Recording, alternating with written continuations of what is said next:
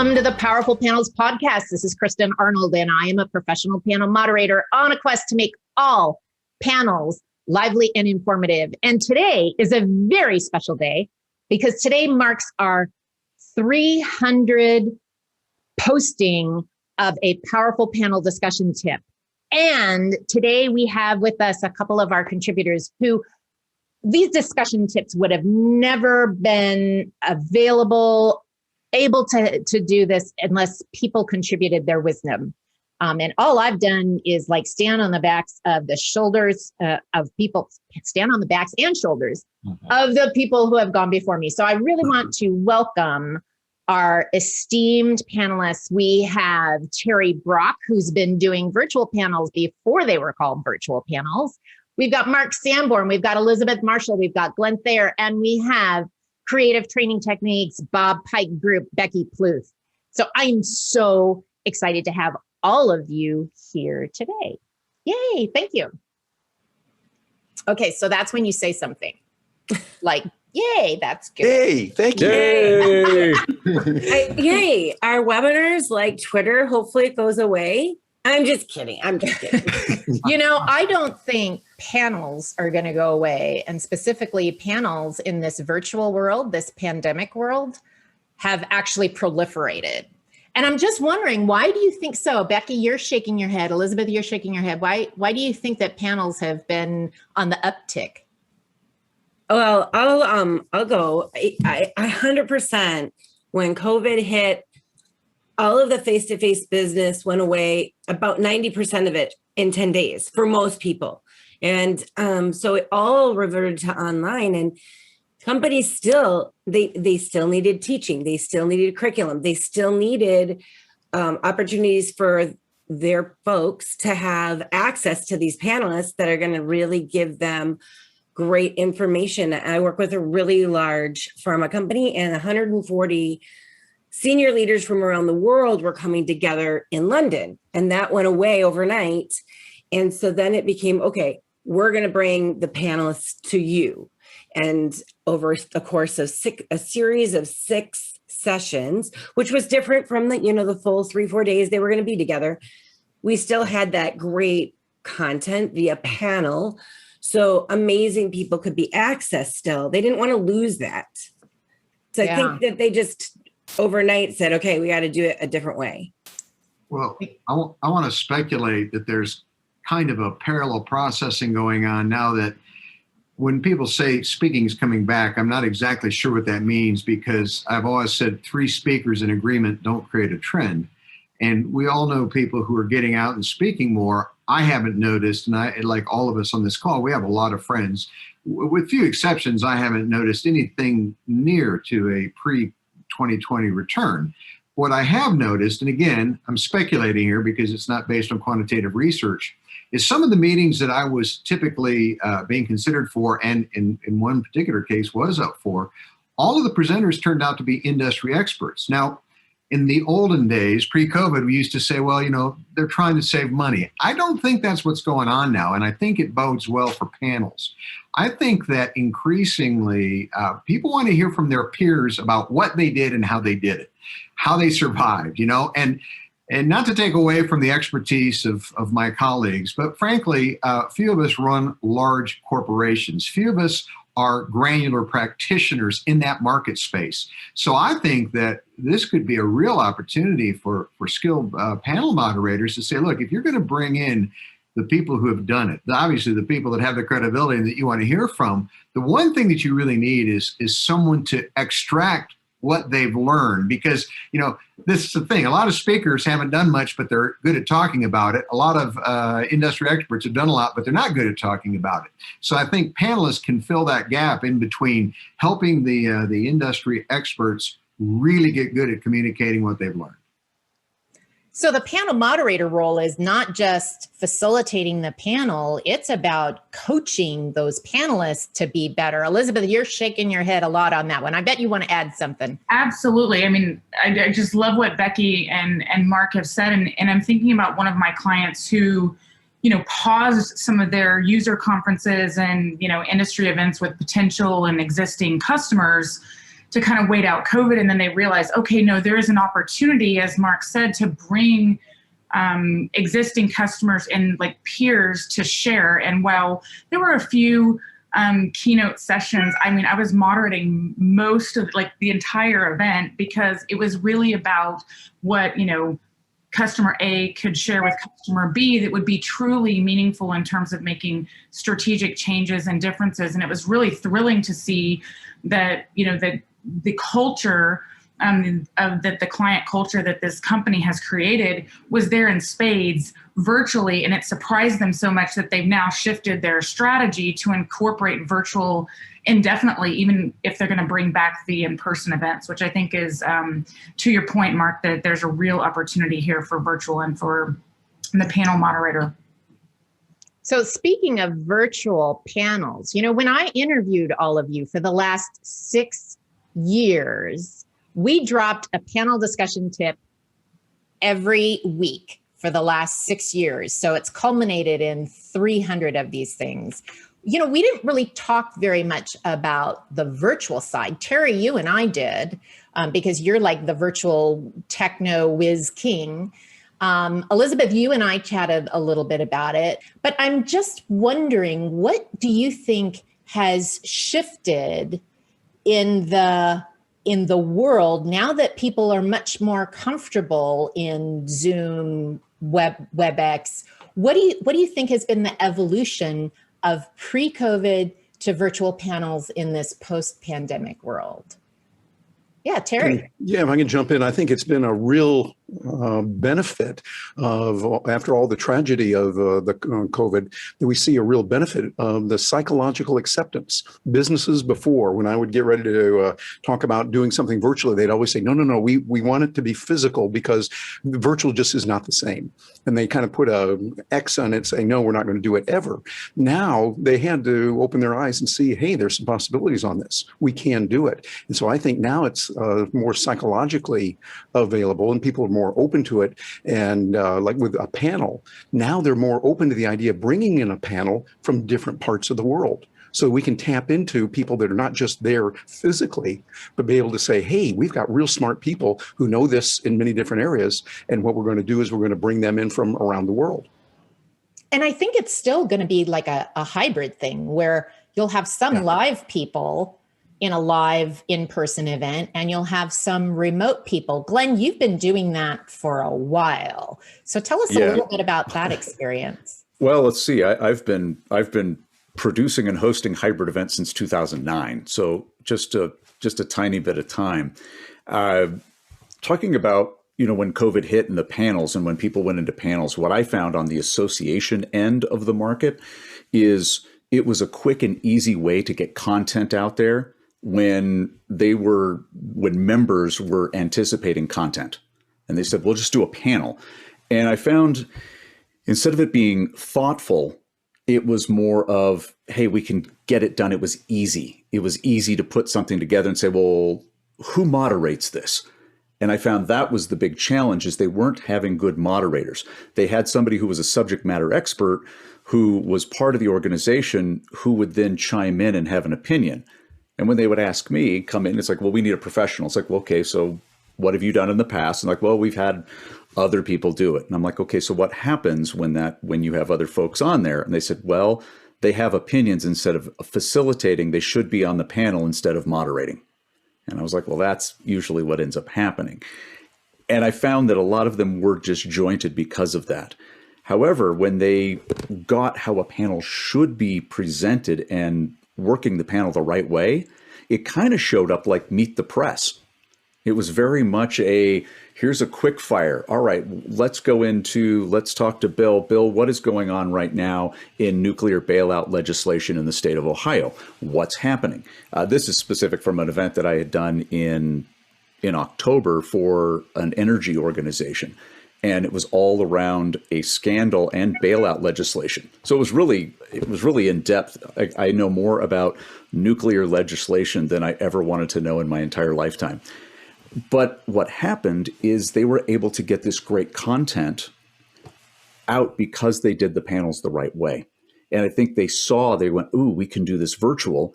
And instead of doing a full day conference, which I've hosted for the last couple of years, we did one day, once a week for an hour, and took these panel discussions to the next level. And it was fabulous the way they did it. Now, going into hybrid, what does this look like moving forward? I think there's a couple of issues here that we're looking at. Hybrid is going to cost meeting owners 2 to 3 times what it would normally cost to put on an event. And I think they're starting to realize that now, especially when they look at the virtual component and they go, well, we're planning an on-site in-person event. Well, now we have to figure out, what do we do with the people who are joining us virtually? I have found Cisco has done a really, really good job with this for, I would say, the last 10 years or so. And they have a Cisco TV. They set up basically a television station for the conference, and they do 8 hours of content during the day. They do the keynote, so for somebody who's watching at home, they get a full experience. They get, here's like the talk show. So if you think of the Today Show mixed with all the behind the scenes, they have a full crew of about 60 to 70 people working on just the virtual content. And that virtual content is also pushed out to all of the host hotels. Well, you can imagine Cisco Live has about 28 to 30,000 attendees in person in a normal year. So they push this out to all of the hotels. So if you're at a conference, you go, I got to catch up on work, I can't go to the general session. Well, you can sit in your hotel room and watch the general session on your television. And you can watch it streaming. If you happen to go, I'm going to go to a coffee shop, you can pull that up. Now, and for somebody like Cisco, they have the resources to do something like that. And I got to think that the technology is going to be a big challenge, because you're not only running one event, you're really running 2 or 3 events. Scott, you are like the technology guy, how to moderate a panel like a pro. What are you seeing as people start moving into the hybrid world? Well, I mean, I do think that we're producing 2 kinds of events. And I think the metaphors, of broadcast are really what we're going to see for online events going forward. So we're hearing a lot of feedback at Innovation Leader, and we're just seeing anecdotally that people, when they participate in virtual events, often it's like having NPR on in the background, or like having CNBC on in the background. It's kind of, I'm partly listening. It can be very hard to engage them, whether you're trying to pop up a poll or throw people into breakout groups. So I think going forward, we're going to treat these virtual events like really well produced. It's stuff to watch. It's stuff to listen to.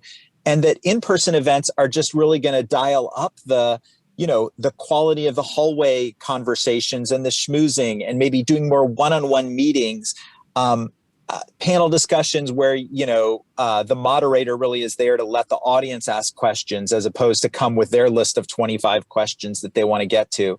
So I do think we're thinking about really 2 different kinds of events: the virtual event that's designed for that person that is there to get a little bit of content, not really there with 100% of their brain or their commitment. Quite honestly, we just have been seeing that a lot. And the one other thing I would say, just in the interest, because I know, Kristin, you like concrete tips. With our virtual events, we actually have started stocking the pond with question askers for panel discussions who are willing to be there with their camera on. And we know that as soon as we open it up to questions, we're going to have these 2 or 3 people who have their cameras on. They have a question at the ready. There's no dead air of like, we'd like to now open it up to questions. Who wants to unmute? And just as an example, we did a session earlier in June with the head of Ford's autonomous vehicle business. And, one of the guest questioners was somebody from Goodyear who runs, innovation at Goodyear, who obviously is ready with a relevant question. And I do think that gets the wheels turning of saying, hey, you should have your cameras on. We're open to questions from anybody, and please participate by having some role models who are ready to participate. That's a great tip. And Glenn had his hand raised first before he beat you out, Mark. So Glenn. So one of the things is there's a split that we're seeing too, as far as hybrid's concerned. Instead of going full hybrid and recreating like our full virtual experience that we've been having over the last year and a half, What I'm finding is a lot of planners are deciding to go in and say, let's just do the general session, and we'll stream the general session. We'll allow virtual participants to be able to participate via the app. And then what will happen is maybe a couple select breakouts, and that'll be it. All the rest of the content that's important will be captured and will be available on demand after the conference.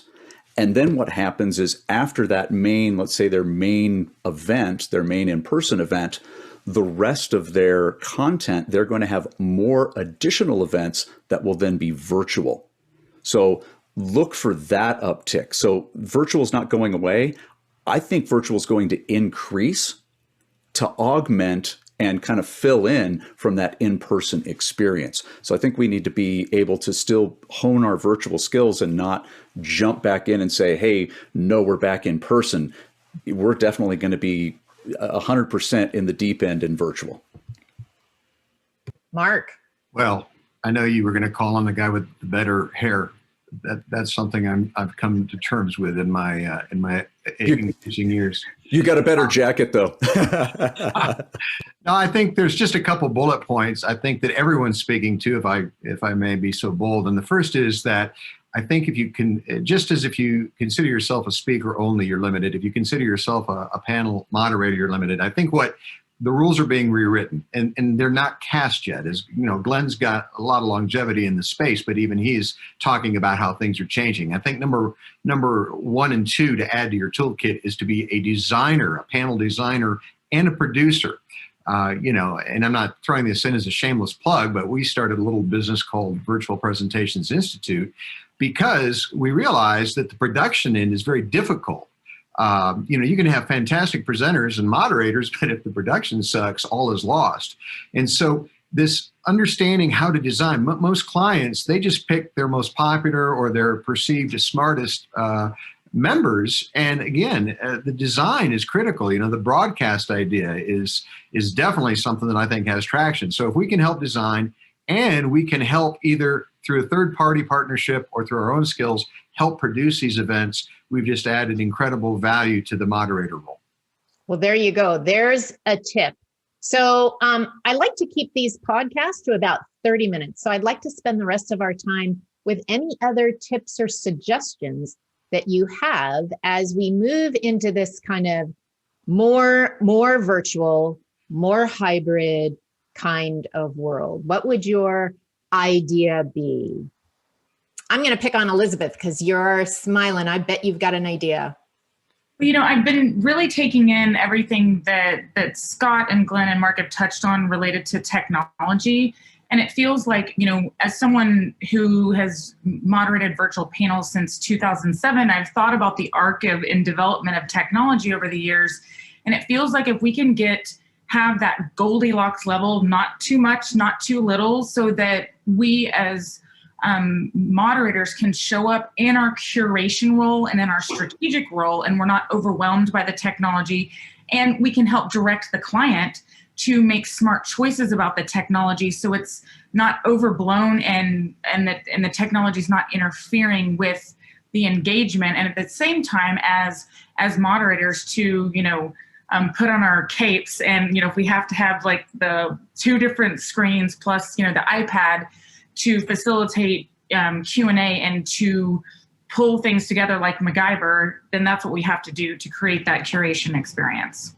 MacGyver, we're the MacGyver panel moderators who are spinning plates at all kinds of things. And I just punctuated something that I think you said, but not directly, is you don't have to use all the functionality of everything in the technology. 100%. And I'd be really curious to hear Terry's take on this. I mean, I remember back in 2007 that I would use Skype to communicate with my panelists, and then we'd be on the phone line, the conference line, and then I would use a web page refreshing with questions to just pull all these pieces together.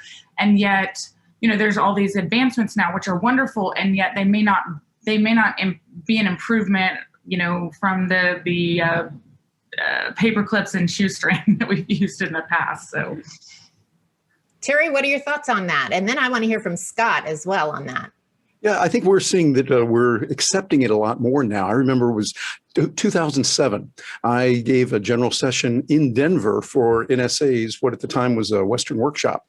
And I was able to do something that was just breathtaking. It had not been done before at NSA, but I was able to tie into Winston Marsh over in Australia, one of the founders of what was the Professional Speaking Association over there. And we talked to him live, and it was like, wow, he's really live there, even though it was like early in the morning for him. And then hung up and used Skype to reach Frank Furness over in London. And so it was getting a chance to see both of that. It was really something. Now we go, yeah, big deal. And I think what we're going to see is more and more we have to look at ourselves as communicators. I like to say we're CSPs. And I don't necessarily mean certified speaking professional, although that is good. But I think we need to look at ourselves as communicators who solve problems. And so we communicate in a variety of different ways, but we solve problems and we use the right amount of technology. It's good to have that. And I think we can up it just a little bit so that we have a little more interaction. Scott, I love the way you talked about that, making sure we have that interaction. And with the right technologies, we can make sure we do even more than just polling or breakout rooms, which are great, but also doing some other technologies and some other graphics and be able to create some messages that we would create right on the spot. And I think those kind of things are going to be needed more than ever. So the bar is rising. Yes. Scott, what are your thoughts on that? Well, one thing that I think you used to be able to get away with in the world of in-person panels was kind of the description that was like very vague. You know, we're going to have a panel about the future of retail and how will people shop and what is the blend of e-commerce and brick and mortar. You know, like we all wrote these descriptions, right? That were like, you didn't quite know what the moderator wanted to cover or what the meeting planner wanted, but you knew you had to have a future of X panel. I actually think one tip is that with virtual stuff, you have to be really concrete about there's going to be 4 or 5 bullets that we're going to cover, and we're going to do them in this order. I almost think about the ESPN show Sports Center, where they've got the roster of here's the topics we're going to cover. And to be honest, I mean, people are so frugal with their time right now that some participants, you're just going to get them for the first 20 minutes because they just care about those first 2 topics. And other people might say, oh, gee, I'll join late because I actually do want to know about, you know, what does the new tech stack look like for e-commerce? And they're going to cover that in the second half. And it's not to say you can't have white space for audience questions or maybe a panelist who brings up a topic that you didn't predict. But I do think in this world of virtual, you got to be really concrete about here's the value, here's what we're going to cover in these 30 minutes or these 45 minutes. No more of the vague kind of, you know, Grimm Brothers fairy tale description of this may or may not get covered in our time together. And Scott, you were talking about kind of the white space and how do you engage the audience that might be in a passive listening mode. Becky, I'd be curious to know what your opinion is as to how to engage the audience in the virtual world. Yeah, so that's where I think I differ. I don't do as many panels as I do more speaking and training. And my first book was titled Webinars with Wow Factor, and that came out in 2010. It was only the second book ever written on webinars that I had found, like findable on Amazon, findable if you search for it. And that we actually just re-released a second edition, as I didn't want to reprint again without all of the stuff that's current with COVID. So the main thing, it doesn't matter what level of, whether you have a frontline person, you have managers, you have senior leadership. The idea is our research shows that every 5 minutes, someone is distracted and doing something else if they're not engaged with you. So you need to take the time to actually engage and use the tools. So yes, poll or breakout, but there's so many more ways to engage just using the chat, for instance. If you're not savvy with your tech stuff, but you need to pull together a panel and you need to do it on your own, learn 17 ways to use your chat area. You could have the poll on the screen and they chat A, B, C, D. You could have, of course, discussion questions. And so you can use each of the tools that are available to you and try to do that every 5 minutes. I will say, though, the more senior you go, the less tech savvy I have found them to be. So with that, you have to be really clear on what technology do they know? Okay, so they don't know Microsoft Teams at all. But they'll use this product called Vivox, which is like kind of pulling, and you can use it several ways. They know how to use that. Okay, I'm going to be using that. I'm going to use that 17 ways. So it's finding out what your audience level or comfort level with actually engaging is, and then using that tool 15 ways so that it's not the same old rote kind of interaction. I love that idea about find out what they're comfortable with. You figure out, you have to take the step about really understanding what the capabilities of the platform are, and then figuring out how that's going to work to support the objectives of the panel. Yeah. Love that. Mark Sanborn, what's your tip? First, we need to start thinking about the fact we're in a new spatial market space. I heard that term and I love it because it speaks to the fact that whether it's a cell phone or an iPad or a computer or a TV screen in a hotel room, that people are choosing the where and when that they get content delivered. And so that leads me to this tip, and that is we have to always ask ourselves, how is this going to play later? Because what plays well in a live digital presentation may or may not play as well when it's listened to or watched at another time or on another device.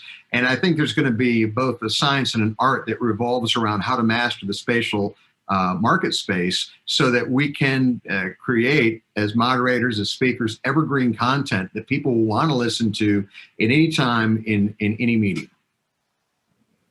Spatial. That makes me really, I'm going to have to sit down with that one. That's an interesting tip on that one. Glenn, what's your tip? So the tip going around, and I realized as we're talking about the meeting planners, figuring out, well, here's this great functionality. Let's play with it. Let's do gamification. Let's add all these things in because the platform can do it. Doesn't necessarily mean that you need to do it. So as a moderator, if you know that functionality is not going to, you don't really need it, or the meeting planner says you need to use it, work with your producer or production company. You need to be like this with them, because you'll be able to go together if you need to work with the client to say, hey, maybe this isn't the best way. Maybe we can do a different way that will give us a better outcome. Work with your producer on the technology and how it's going to work for you. And we know we're professionals as far as moderating. If we take what we've done and said, this is what works really well, we're working with the producer as a team, then you can show the planner and the meeting owners on how it can be best served for the audience. And I think that's really get in with your producers. And that would be my tip, or production, whoever's the production lead. Collaboration. That is the key word. And we have the lovely Patricia Fripp, who also contributed to our panel discussion tips. We're finishing up this podcast, Patricia. So what tips do you have for people who are moderating virtual panels or hybrid panels? Not putting you on the spot or anything. Rehearse. Mark Sanborn made an absolutely brilliant comment last Saturday is about how virtual meetings are so much more work and less satisfying than live audiences. And for me, it is, I always take my own moderator with me, even if they have a moderator, as much as possible, because I know how he thinks and he builds my confidence. And even if something goes wrong, I know he at least will make me feel calm. And I rehearse at least twice as much as any live presentation. And I'm a great believer in rehearsal. And people think that it's easier to moderate something virtually. Why is that? I'm seeing everybody on this panel. It's easier, of course. Because they haven't done it. I've done it 100 times. But if I hadn't, it'd be worse. So there is the component of we can be as prepared as possible. It is just, you never know, is this the day my bandwidth is going to be terrible and will the technology crash? Because it doesn't matter what platform, there are sometimes it will go wrong. Usually at the worst possible time, not when you're chatting with your friends. Yep. So there's two pieces of that. One is have lots of good backups, but number two is have stuff in your back pocket for when your panelists drop off or something happens to their bandwidth, something that you don't have any control of. Excellent. Well, you guys have been like my fan supporters, helping all panels be lively and informative. And thank you so much for contributing to the Powerful Panels discussion tips, as well as the whole bandwidth of information. It is my honor to be working with such pros and experts, and I really do appreciate all your help and support. So big round of applause for all of you. Thank you so much. We love you, Kristin. Thank you so much for being here to our big celebration 300 panel discussion tips. We are now shifting into the panel discussion podcast. So this marks the day of more guest podcasts. So thank you for listening. Thank you for watching. You can subscribe on Apple, iTunes, Stitcher, YouTube. But just thank you so much for being part of us, and we'll see you at the next panel discussion. Thanks so much. Appreciate you all. Thanks, everyone. Thank you.